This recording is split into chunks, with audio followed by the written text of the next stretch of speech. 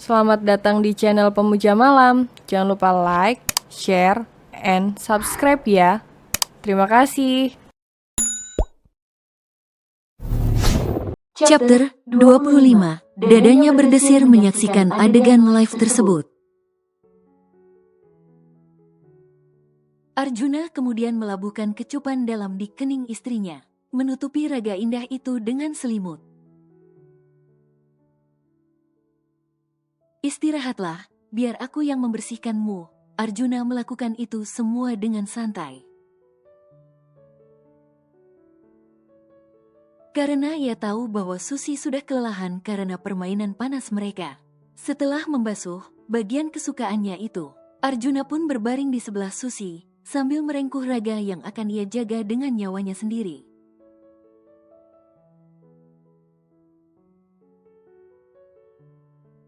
Sepertinya, sudah beberapa hari ini, Seno tidak mengunjungiku. Kemana kamu, nak? Mami merindukanmu. Meskipun kau sebenarnya bukanlah, semua adalah masa lalu yang buruk. Akan tetapi, bagaimanapun, hanya kitalah yang tersisa. Mami menyesal telah memanfaatkan semuanya. Ternyata hanya kau yang benar menyayangi Mami. Bahkan, kakakmu, yang terlahir dari rahimku, tak pernah sedikit pun peduli pada Mami. Sementara, dirimu sejak kecil selalu menuruti apa yang Mami inginkan, termasuk membuang istrimu yang sebenarnya baik itu. Aku telah buta karena harta. Sekarang, aku telah kehilangan segalanya. Mami harap dapat melihatmu lagi, nak. Mami tidak ingin makan jika bukan dari tanganmu yang menyuapi. Izzy menatap Nanar keluar jendela kamar rumah sakit, di mana dirinya kini tengah duduk di atas kursi roda. Pikirannya menerawang, memikirkan sang putra, karena Seno tidak lagi muncul menjenguknya. Ayo, Bu, makan sedikit saja, bujuk perawat yang berseragam hijau muda itu. Sudah sejak 1 jam lalu, ia belum juga berhasil membujuk Izzy. Sebenarnya anak Anda kemana? Pihak rumah sakit juga menunggu konfirmasinya. Sebenarnya ibu sudah bisa pulang hari ini, jelas perawat wanita itu, seraya kembali mengulurkan sendok berisi bubur. Izzy tak bergeming, wanita itu tetap menutup mulutnya rapat sembari menggeram. Saya tahu, ibu hanya ingin disuapi dengan putra Anda bukan? Baiklah, sembari menunggu beliau, bagaimana kalau Anda makan dulu beberapa sendok? Nanti, putra Anda akan sedih jika melihat ibunya semakin kurus, bujuk perawat itu lagi. Izzy malah semakin mengeram, pertanda bahwa dirinya benar menolak makan lagi hari ini. Baiklah, kalau ini memang mau Anda, terpaksa kami akan memasukkan nutrisi dan makanan melalui selang. Perawat itu mendorong kursi roda Izzy, lalu memanggil kawannya. Masih belum mau makan dia, tanyanya pada saat masuk, yang kemudian dijawab dengan gelengan dan bahu yang terangkat. Ya sudah, naikkan saja, biar nanti ku infus dia. Ini sudah hari ketiga, bisa nanti ngedrop lagi. Perawat yang berpakaian seragam dengan warna pink muda itu mulai menyiapkan selang nutrisi. Sementara itu, Izzy yang sudah diletakkan di atas kasur hanya bisa mengeram dan meneteskan air matanya. Ibu jangan nangis, kita cuma mau ngasih Anda makan. Kalau menunggu putra Anda datang, bisa nanti Anda ngedrop lagi. Iya Bu, semoga hari ini putra Anda datang ya. Karena Anda sudah bisa pulang loh. Ibu senang kan? Akan kembali ke rumah? Tanya sang perawat dengan senyum ramahnya. Sementara tangannya terus bekerja memasang selang melalui hidung. Izzy melengking sesaat ketika selang kecil itu masuk ke dalam hidung serta melewati tenggorokannya. Ibu sih, disuruh makan gak mau. Kan jadi kayak gini prosesnya. Gak apa-apa ya, sakit dikit aja. Perawat itu terus bicara, membesarkan hati sang pasien. Karena memang itulah tugasnya. Permisi, Sus, seorang perawat lagi datang. Kali ini dengan seragam berwarna hijau tua. Ya, Kak, ada apa? Apa ini kamar Ibu Izzy? Tanya suster yang baru masuk itu. Iya, Kak betul. Apakah anaknya sudah datang hari ini? Belum, Kak. Pasien juga lagi galau nungguin anaknya. Sampai gak mau makan dan minum obat. Kami pun kewalahan dan bingung, jelas perawat tersebut. Iya, Kak senior. Tuh, akhirnya kita kasih makan lewat selang. Tunjuk perawat yang satu lagi, menjelaskan keadaan. Duh, bagaimana ini? Lalu, siapa yang akan bertanggung jawab dengan pasien? Tanya si perawat senior. Namun, hanya dijawab dengan bahu yang terangkat oleh kedua teman sejawatnya itu. Hai, meriwehkan. Kemudian ia pun berlalu keluar dari kamar tersebut. Sebenarnya, anak ibu ini kemana ya? Tanya salah satu perawat itu, dan mereka berdua pun saling pandang dengan bingung.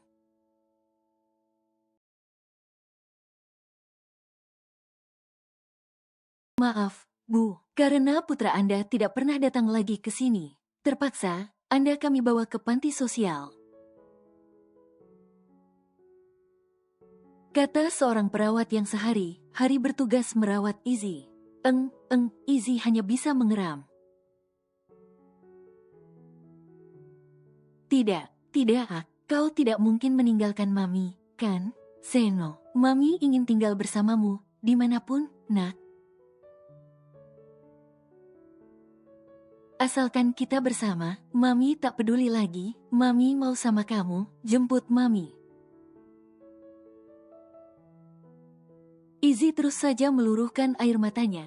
Kepalanya bergerak, gerak termasuk tangannya yang kaku. Ia terus berusaha untuk mengatakan sesuatu, meskipun yang akhirnya keluar tetap saja geraman dan erangan. Bu, Ibu, tenang, Bu. Meskipun di panti, nanti Anda akan tetap terurus. Jika nanti putra Anda datang kembali ke rumah sakit ini, kami akan menyuruhnya menjemput Ibu, bujuk perawat secara perlahan dan lembut. Bagaimana lagi, Bu? Putra Anda tak bisa kami hubungi. Doakan saja, semoga putra Anda baik saja, jelas perawat tersebut.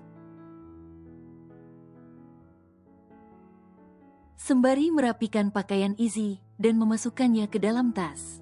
Tak lama kemudian tim dari panti benar datang menjemput Izzy.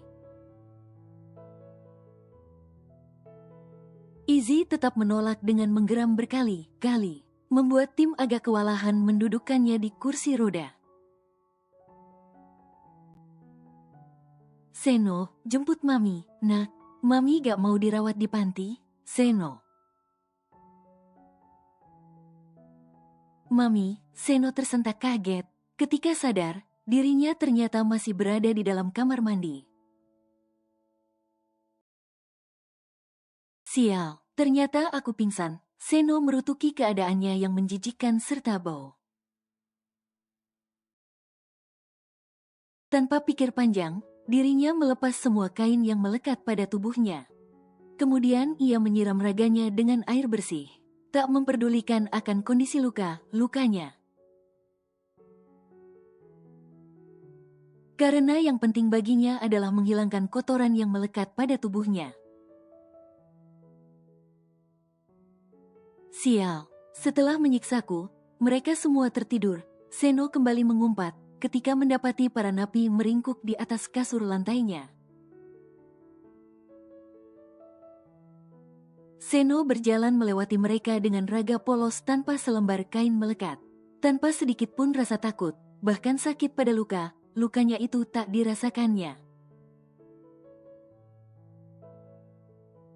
Hanya ada dendam di dalam hatinya, mengingat perlakuan ketiga pria jelek itu padanya tadi. Kemudian ia menyambar pakaian gantinya, yang mana terletak di dekat kepala pria kurus bertato. Ternyata kalian tidur seperti orang mati. Aku jadi mendapatkan ide untuk membalas kalian, gumam Seno, kemudian menampilkan seringai bengis di wajahnya. Beberapa hari kemudian, karena keadaan Seno yang sudah dapat berjalan lebih baik, maka ia memanfaatkan sesi makan siang sepekan sekali di kantin penjara. Seno memanfaatkan momentum itu untuk keluar dan memantau keadaan sekitar. Aku harus bisa melarikan diri dari tempat terkutuk ini. Sebelum itu, aku harus membalas dulu setiap perbuatan mereka. Aku tidak sudi jika seumur hidup menjadi budak penganiayaan penjahat sampah itu. Seno menyeringai di balik aksi mengunyahnya. Brewok yang telah dicukur tipis membuat dirinya terlihat lebih rapi dan tak seseram biasanya. Hanya saja, tanpa kacamata, maka ia kesulitan untuk melihat angka serta huruf. Sial, sepertinya mata minusku semakin parah. Seno menyembunyikan sesuatu di balik gulungan celananya, berharap dapat melewati bagian pemeriksaan sebelum para napi kembali ke dalam sel mereka. Seno tersenyum sinis seraya menggenggam benda itu di tangannya. Akhirnya lolos juga. Seno menyeringai dengan tatapan nyalang. Entah, rencana gila apa yang telah tersusun di kepalanya.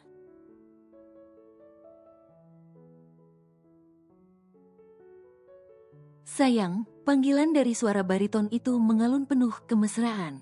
Arjuna menyembunyikan sesuatu di belakang tubuhnya, lalu ia menghampiri sang istri yang tengah berada di dapur. Pantas saja My Queen tidak mendengar panggilanku, ternyata ia menyetel musik. Arjuna endap layaknya seorang pencuri. Melihat Susi begitu serius dan fokus terhadap kegiatannya, maka timbullah ide jahil di kepalanya. Gia, Susi memekik sampai sendok pengaduk telurnya terlepas. Untung saja mangkuk yang dipegangnya tidak terjatuh. Arjuna mengaduh ketika salah satu tangan Susi menarik telinganya. Bukan aku yang salah, kau saja yang terlalu fokus, sungut Arjuna, seraya meletakkan dagunya pada bahu Susi. Ish, kebiasaan, Susi menepuk pelantangan kekar yang telah melingkar di perutnya itu. Kenapa lama sekali? Tanya Susi, sambil meneruskan kegiatannya mengocok telur. Tentu saja, aku mengantri. Semua itu demi siapa? Arjuna malah balik bertanya. Apa sesusah itu? Mendapatkannya, Susi sedikit menoleh, dan ia mendapati senyum hangat itu terarah kepadanya. Setelah beberapa hari tidak pernah kebagian, ternyata hari ini aku berhasil mendapatkannya. Arjuna menunjukkan tentengan di tangannya, sebuah kotak makanan yang terbuat dari kertas. Akhirnya, Susi menyambar kotak itu, kemudian segera membukanya. Jadi, bentuknya ternyata seperti ini. Susi mengerutkan dahinya menatap roti yang mirip dengan makanan kesukaannya, yaitu donut. Sama seperti sandwich, Susi bertanya, seraya menengok ke arah suaminya. Arjuna yang masih mendekapnya, hanya mengangguk kecil dengan senyum manis di wajahnya. Kau ini, sekarang sangat sering tersenyum. Apa sebegitu bahagianya dirimu, Ar? Cobalah, bukankah My Queen sangat penasaran terhadap rasanya, ucap Arjuna. Nanti saja, aku masih harus menyelesaikan ini. Membuat sarapan untuk suamiku tercinta, godanya dengan mengedipkan mata. Genit ya. Arjuna menarik pelan ujung hidung mancung Susi, membuat sang empunya tertawa pelan. Bisa lepaskan aku sekarang, nanti tidak selesai membuat sarapan tepat waktu. Rengek Susi, yang merasakan dekapan Arjuna semakin erat memeluk pinggangnya. No, aku mau begini saja. Arjuna menggeleng di belakang tengkuk Susi, sambil sesekali memberi kecupan di sana. Tapi, aku harus bergerak ke sana dan ke sini, jelas Susi. Aku akan mengikutimu. Lanjut saja. Arjuna tetap melanjutkan kegiatannya, meski sang istri sesekali mencubit tangannya yang iseng. Oh ini, kondisikan tanganmu, pesan Susi yang kini tengah membuat dadar omelet dengan isi berbagai sayuran. Juga bibirmu, tambahnya lagi. Karena Arjuna terus saja menciumi tengkuknya, serta kaping telinganya. Membuatnya sesekali memejamkan mata merasakan merinding pada kulitnya. Arjuna melingkarkan satu lengan di perut dan satu lagi di bahu Susi. Dirinya begitu candu dan tidak bisa berhenti, bila sudah menciumi aroma tubuh istrinya itu. Susi menyebut nama suaminya itu dengan mata terpejam. Lalu ia kembali ingat pada masakannya, kemudian membalik omelet sebelum hangus. Syes, satu desisan lolos dari bibir seksi Susi. Ketika Arjuna bermain, main diceruk lehernya. Hingga sebuah stempel kepemilikan, sukses tercetak dengan indah di sana, berjejer dengan stempel yang sebelumnya. Arjuna tersenyum, melihat beberapa tanda buatannya telah menghiasi leher mulus Susi. Membuat penampakan leher jenjang itu seperti baru kena gigit nyamuk raksasa. Susi menoleh dengan pandangan sendu. Arjuna pun segera merampas bibir itu. Menekan wajah Susi dengan sebelah tangannya, guna memperdalam ciumannya. Susi yang hampir terbuai, kembali tersadar. Ia ingin segera melepas tautan mereka. Ingat akan masakannya yang belum selesai. Akan tetapi, permainan Arjuna yang semakin hangat, telah berhasil kembali mengosongkan pikirannya. Pria itu, selalu bisa membuatnya melayang. Hingga suatu aroma membangunkan keduanya, menyadarkan mereka pada keadaan sekitar. Sayang, kok kayak bau? Arjuna mengerutkan dahinya sembari mengendus. Sementara Susi membelalakan matanya menatap wajan di hadapannya telah mengepulkan asap. Gosong, pekiknya, seraya mematikan api. Sarapanku, lirih Arjuna, melihat penampakan omeletnya yang setengah hitam. Lihatlah, akibat kau menggangguku, protes Susi. Sedih juga melihat hasil karyanya menjadi sia-sia seperti itu. Kenapa menyalahkanku? sanggah Arjuna tak terima. Tentu saja kau salah, Kau terus mencumbu aku yang sedang memasak sarapan untukmu, ketus Susi. Aku bukan mengganggumu, tapi memberimu semangat, dalih Arjuna. Bahkan pria itu kini bersandar santai di depan meja. Ih, bisanya bilang gitu. Susi mengerucutkan bibirnya, sebal sekali melihat muka tanpa dosa suaminya itu. Sudah jelas dia menggangguku, membuatku melayang dan lupa segalanya. Ya, kan aku tidak salah. Moai Queen menikmatinya, juga membalas, kan? Kenapa tidak mematikan kompornya dulu? Sebelum membalas ciumanku tadi, Arjuna sukses membalik keadaan. Membuat asap sukses keluar dari ubun Susi yang sudah mengeluarkan tanduknya.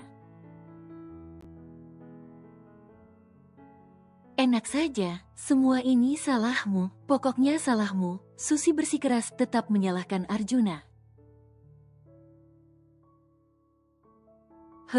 Berani melotot padaku. Arjuna kembali mendekati Susi yang tengah membulatkan mata padanya. Teruslah marah sayang, kau terlihat semakin menggemaskan. Aku tidak peduli sarapanku gosong atau dapurnya meledak sekalipun. Bisa memakanmu pagi ini, itu lebih menyenangkan bagiku. Jadi, teruslah menggerutu. Kau terlihat semakin seksi.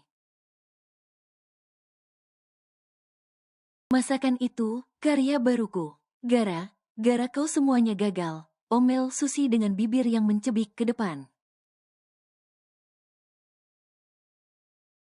Ceka, kenapa marah? Salah sendiri kau begitu menikmati sentuhanku tadi. Arjuna menarik pinggang Susi.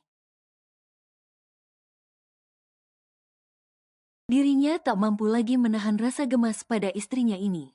Sudah, lepaskan aku. Kau mengacaukan menunya. Susi berusaha menjauh dari raga Arjuna yang terus menghimpitnya. Sebelum pada akhirnya, ia akan terhanyut dan terbuai lagi. Coba saja, aku tidak akan melepaskanmu. Arjuna memajukan wajahnya, meskipun Susi melengos ke sana, kemari.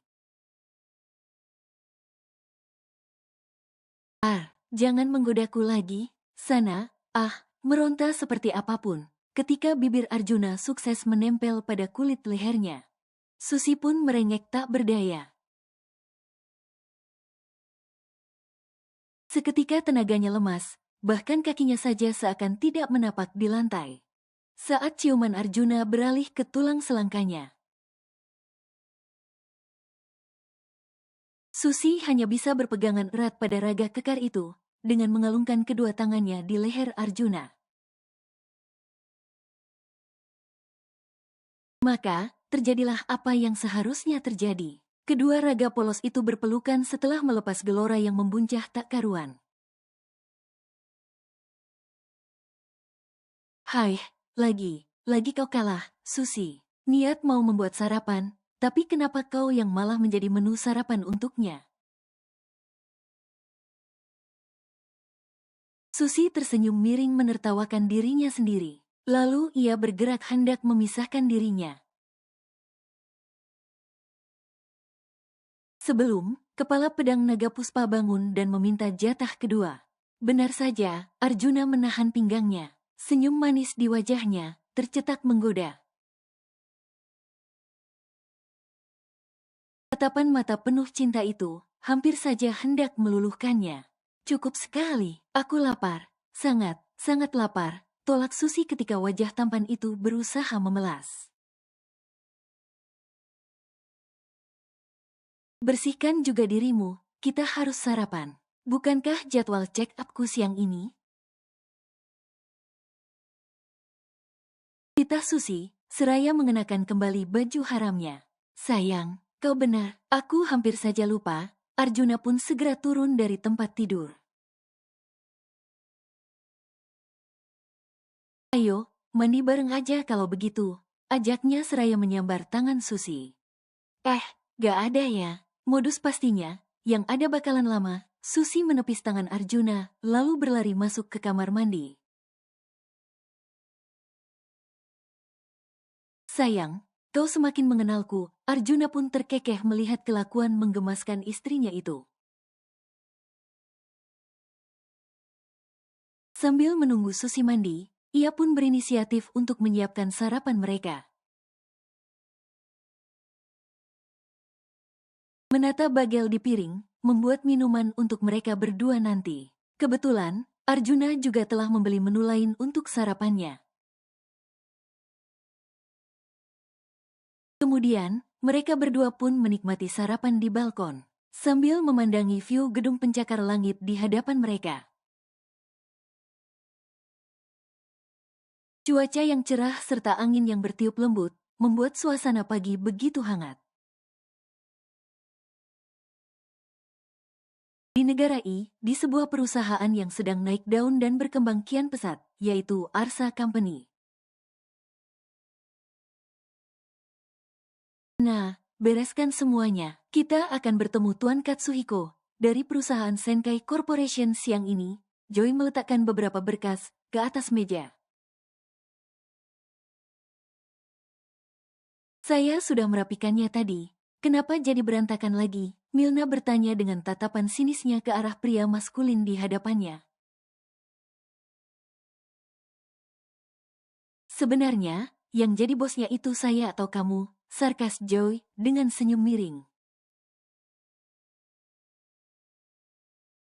Tentu saja, Anda adalah bosnya. Lebih tepatnya, bos yang semena, mena. Milna menyambar kertas itu, merapikannya kembali sembari mengomel. Bekerjalah dengan benar. Kau itu sudah ditunjuk langsung oleh Tuan Arjuna. Kalau tidak, aku pasti lebih memilih wanita cantik dan seksi untuk menjadi asistenku.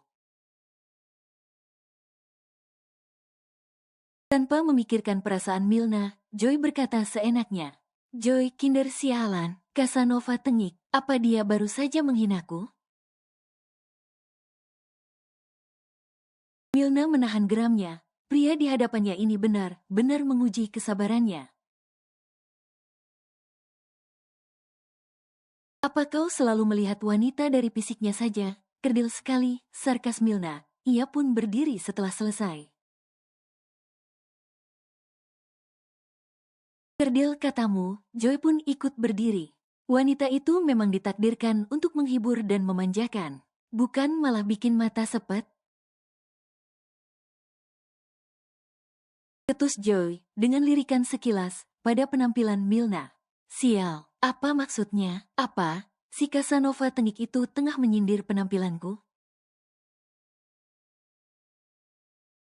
Ternyata kau benaran kerdil, bahkan wawasanmu itu pendek. Bagaimana bisa Tuan memilihmu untuk menggantikannya? Sesal, Milna seraya mencebikkan bibirnya. Mimpi apa sampai harus bekerja dengan Casanova tengik macam dia? Milna tak berhenti merutuki nasibnya. Joy, semakin hari tampak mengesalkan baginya. Satu momen yang ia sukai dari pria itu. Hanya ketika tidur, ia tampak manis dan menggemaskan. Hei, apa ini? Kenapa aku memuji si tengik itu? Hai, kenapa otakku sesat? Hei, tomboy, apa kau sedang meremehkanku? Teriak Joy pada Milna yang sudah memegang kenop pintu. Namun, wanita yang selalu mengenakan jas kebesaran di badannya sengaja berbalik kembali. Kau yang lebih dulu memandang rendah terhadap orang lain. Apa kau ingin dihargai karena itu? Sarkasnya. Membuat Joy seketika bungkam, dengan kedua mata yang menatap tajam. Pintu dibanting kasar oleh Milna. Sepertinya dia tersinggung. Biarlah, supaya sadar. Tanpa merasa bersalah, Joy kembali ke mejanya untuk meneruskan pekerjaannya. Pertemuan dengan Tuan Katsuhito dari perusahaan Senkai, seorang pengusaha yang berasal dari negara para samurai, telah berjalan dengan lancar. Penandatanganan kontrak pun selesai dengan perjanjian yang menarik serta menguntungkan kedua belah pihak. Semoga kerjasama dengan perusahaan terhebat mancanegara semakin membuat Arsa terdepan dan terpandang. Para dewan direksi memberi selamat pada Joe berkat presentasinya yang memukau. Perusahaan tersebar dalam teknologi itu dapat direngkuh oleh mereka. Silakan, Katsuhito-san, Joe, mengantar relasinya itu sampai ke depan kendaraannya. Arigato, Joe Kinder-san, ucapnya, seraya sedikit membungkukkan tubuhnya. Joy dan Milna pun melakukan hal yang sama. Beberapa hari berlalu, produk dari perusahaan Senkai sudah tiba dan mulai dipasarkan oleh Arsa Company. Kerjasama kedua perusahaan itu telah membuat nama Arsa melambung dalam hitungan hari. Saham pun meroket hingga mendatangkan beberapa investor asing. Joy, sebelum mengambil tindakan, pasti akan lebih dulu menghubungi Arjuna. Sudah biasa, baginya, Better dan juga Walls untuk rapat via streaming. Seperti yang baru saja terjadi, mereka berempat baru saja selesai rapat. Aku percaya pada kemampuan kalian. Ingatlah, semakin tinggi pohon, maka angin yang menerpa akan semakin kencang. Tetaplah waspada dan jangan lengah. Itulah pesan terakhir dari Arjuna, sekaligus menutup sesi rapat mereka. Joy dan Better saling melirik di tempat yang berbeda. Sepertinya bos mereka lupa mematikan kamera.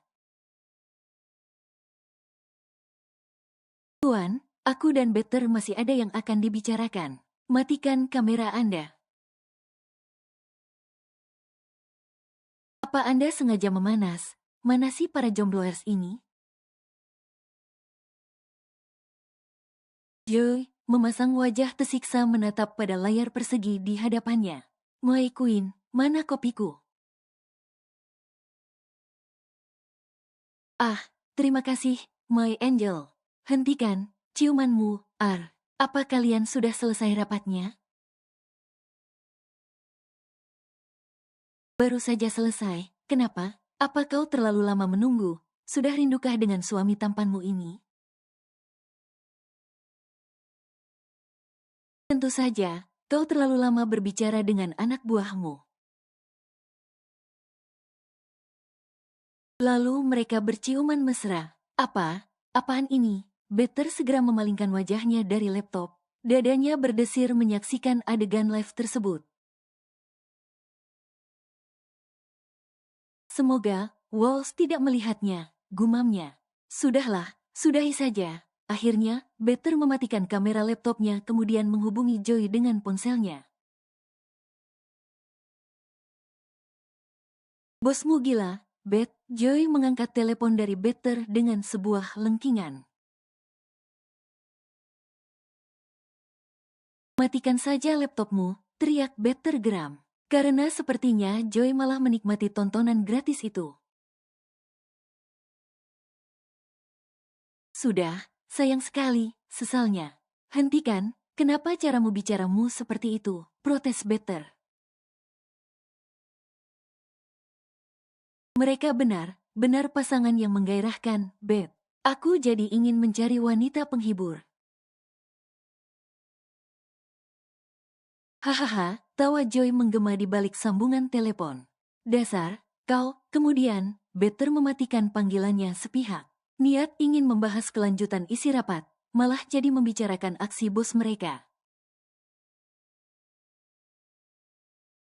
Meskipun sebenarnya, tersirat sedikit rasa iri di hatinya. Tak disangkal, Better memang pandai menyembunyikan perasaannya. Tok, tok, masuk. Maaf, Tuan. Tamu sudah menunggu Anda di ruang rapat, lapor Vanish. Penampilannya hari ini terlihat beda dari biasanya. Kenapa? Kenapa wajahnya nampak berseri? Baiklah, kita berangkat sekarang. Ah, tapi tunggu dulu. Ada yang ingin kutanyakan padamu, ucap Better seraya menatap Vanish di hadapannya. Silakan, Tuan, jawab Vanish dengan senyum cerianya. Kenapa? Kau terlihat sangat senang? Vanish agak heran kenapa bosnya ini menanyakan hal itu padanya. Apakah terlihat sekali jika dirinya sangat senang hari ini? Ah, tidak kok, tidak ada apa. Saya hanya sedang berulang tahun hari ini, dan baru saja mendapat kejutan dari teman. Teman, jelas Vanish, dengan wajah tertunduk malu. Benarkah? Better meraih dagu Vanish, membuat wajah mungil itu mendongak.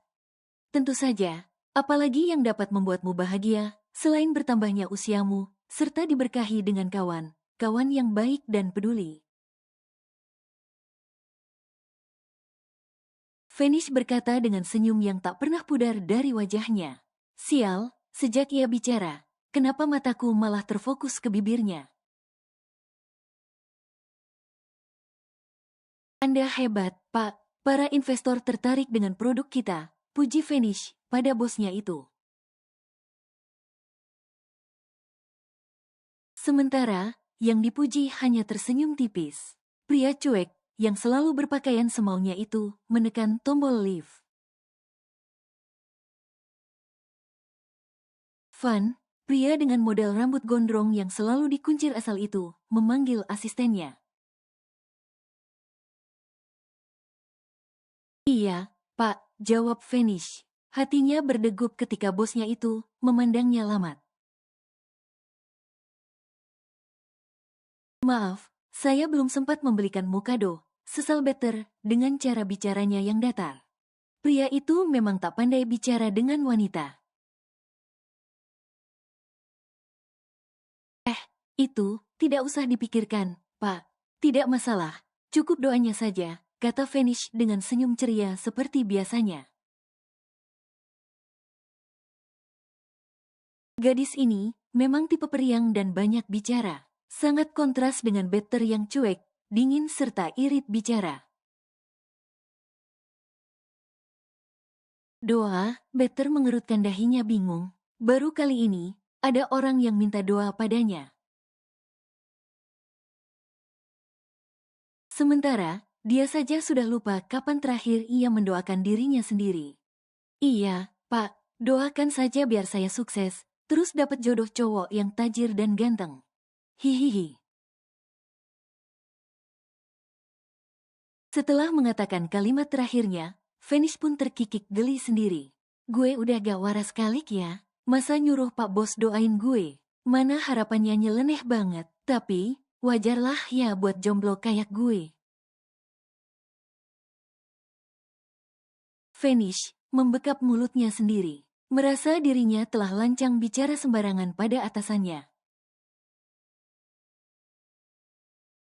Maaf ya, Pak, jangan dianggap serius ucapan saya barusan, sesal Vanish dengan senyum tak enak hati. Anak ini, dia yang minta, dia juga yang membatalkan. Apa ia takut padaku? Saya tidak pandai berdoa, bahkan saya pun sudah lupa kapan terakhir kali mendoakan diri sendiri. Jelas Better, seraya menekan tombol lift, karena mereka telah tiba di lantai khusus Presdir. Benarkah? Kalau begitu, biar saya saja yang mendoakan Anda. Semoga Anda selalu berjaya, sehat, dan segera menemukan cinta sejati. Ucap Vanish tulus, sembari memejamkan kedua matanya. Terima kasih, Better pun menarik sudut bibirnya, hingga membentuk pelengkungan sabit.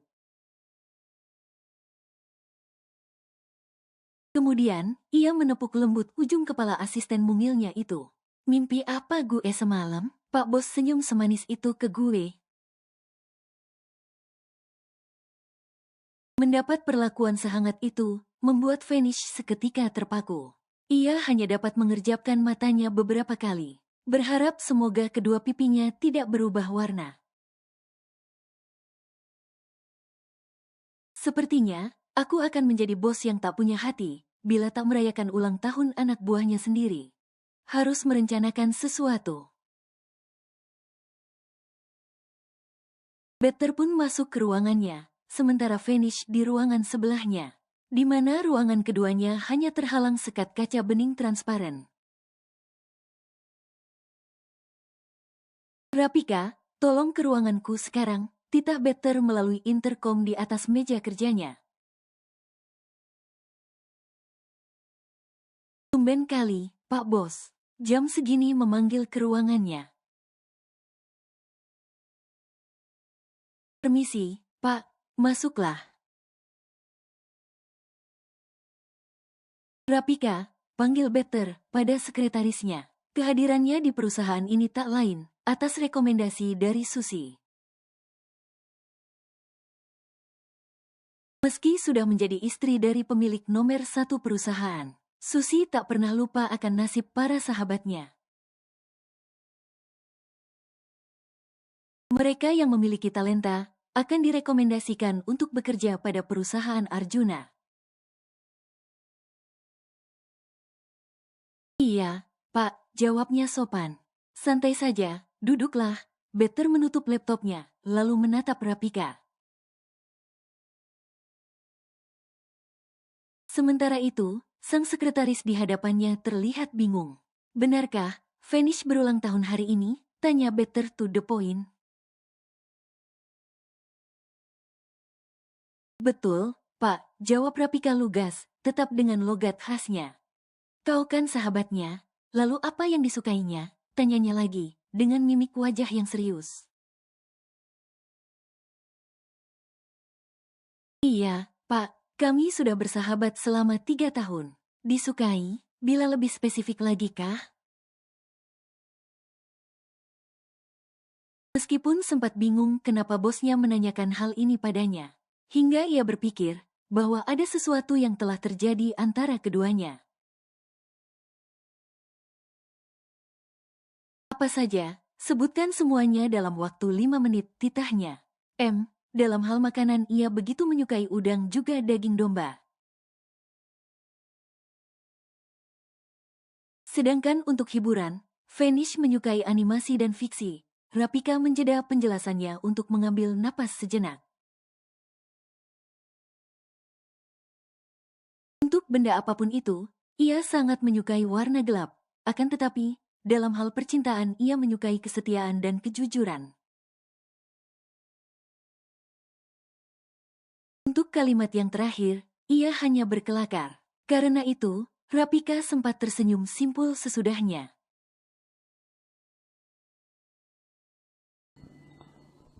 Bersambung.